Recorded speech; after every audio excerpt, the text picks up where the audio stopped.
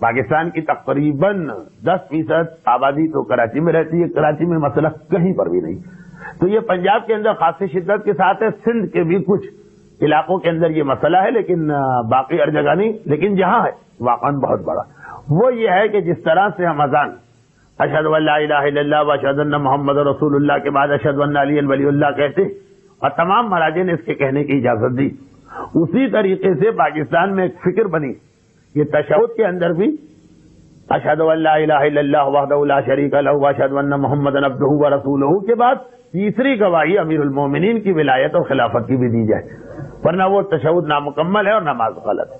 اب یہ مسئلہ کہ اس کے بارے میں جو پہلے تو اس کا مسئلہ کیا ہے، اس کا مسئلہ یہ ہے کہ چونکہ نماز جو ہے وہ توفیقی عبادت ہے، یعنی نیت کے بعد تکبیرۃ الاحرام سے لے کے آخری اللہ اکبر تک توفیقی عبادت. توفیقی کا مطلب جیسی اللہ نے فکس کر کے بھیجی ہے وہی ہم کو پڑھنا، نہ کمی کی اجازت ہے نہ بیشی کی اجازت ہے. البتہ 3 چیزیں ایسی ہیں جو آپ نماز میں جہاں دل چاہیں بڑھا سکتے ہیں، اجازت ہر جگہ پر. نمبر 1 قرآن کی کوئی بھی آیت سوائے واجب سجدے کی، اور وہ بھی واجب نماز. خلاصہ یہ کہ قرآن کہیں بھی آپ نماز میں پڑھ سکتے ہیں. نمبر 2 ذکر خدا، کوئی ایسا جملہ جس میں پروردگار عالم کی حمد و ثنا ہو، وہ نماز میں آپ کہیں بھی پڑھ سکتے ہیں، اس میں کوئی حرج نہیں. نمبر 3 کوئی دعا نماز میں آپ کہیں بھی پڑھ سکتے ہیں، اس میں کوئی پابندی نہیں. ویسے تو قنوت میں دعا پڑھی جاتی ہے، آخری سجدے میں پڑھی جاتی، آپ الحمد اور انا انزلنا کے بیچ میں پڑھ لیں. اسی طرح کوئی ذکر خدا سبحان اللہ والحمدللہ آپ الحمد اور پہلے سورے کے بیچ میں پڑھ لیں. اسی طرح قرآن کی کچھ آیتیں آپ پہلے سورے سے پہلے پڑھ لیں. یہ 3 چیزیں نماز میں ہر جگہ اپنی مرضی سے بڑھائی جا سکتی، لیکن اس کے علاوہ ہر وہ چیز جو ان 3 کی کیٹیگری سے باہر ہے، نہ قرآن ہے، نہ ذکر پروردگار ہے، نہ کوئی دعا، اسے نماز میں کہیں پر بھی بڑھائیں گے تو نماز باطل ہے. وہ کلام انسان ہوگی اور 12 چیزوں سے نماز ٹوٹتی ہے، جس میں بات چیت کرنا بھی. بات چیت سے مطلب اردو میں ہم کہتے ہیں کلام انسانی کہیں پہ آ جائے.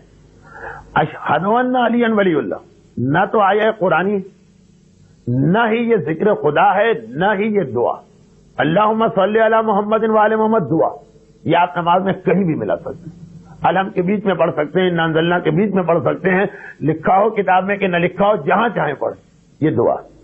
لیکن اشہدون یا اللہم لن قتلت امیر المومنین، قاتلان علی پر لعنت ہو، یہ دعا یہ آپ نماز میں کہیں بھی بڑھا سکتے ہیں، کوئی اس میں اشکال نہیں. لیکن شہادت ثالثہ چونکہ ان تینوں میں نہیں آتا ہے، اسے بڑھانے کا مقصد ہے کہ آپ کی نماز باطل ہے. یہ تو ہوا فقہی مسئلہ.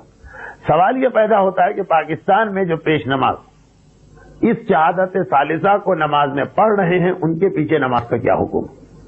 اگر آپ کو پتا چل جائے کہ پیش نماز کی نماز باطل ہے تو آپ اس کے پیچھے نماز نہیں پڑھ سکتے. چنانچہ ہمارے مراجع کے حساب سے وہ نماز باطل ہے. ہمارے لیے ایسے پیش نماز کے پیچھے نماز پڑھنا جائز نہیں. ہاں اگر بھولے سے اس کی زبان پہ ہی آ جائے، دیکھیے ایک تو یہ ہے کہ وہ اس شہادت ثالثہ کو عمدن پڑھ رہا ہے، ورنہ وہ سمجھتا ہے کہ تشہد ناقص ہے، وہ غلط. لیکن ایسا بھی ہو سکتا ہے اور ایسا ہوتا نہیں ہے، لیکن میں مثلاً کہہ رہا ہوں یا اشہد ان لا الہ الا اللہ وحدہ لا شریک لہ واشہد ان محمدا عبدہ ورسولہ کہا اور عادت کے تحت میں اختیار اشہد ان علی ولی اللہ نکل گیا. ان کو تشہد میں ہی پڑھنا نہیں تھا، بھولے سے نکل گیا. بھولے سے کلام انسانی نماز میں معاف، اس کے پیچھے آپ نماز پڑھ سکتے ہیں. لیکن جس نے اس کو چاہے نماز کا حصہ سمجھ کے لیکن جان بوجھ کے پڑھا، ہمارے لیے اجازت نہیں ہے اس کے پیچھے نماز پڑھنے.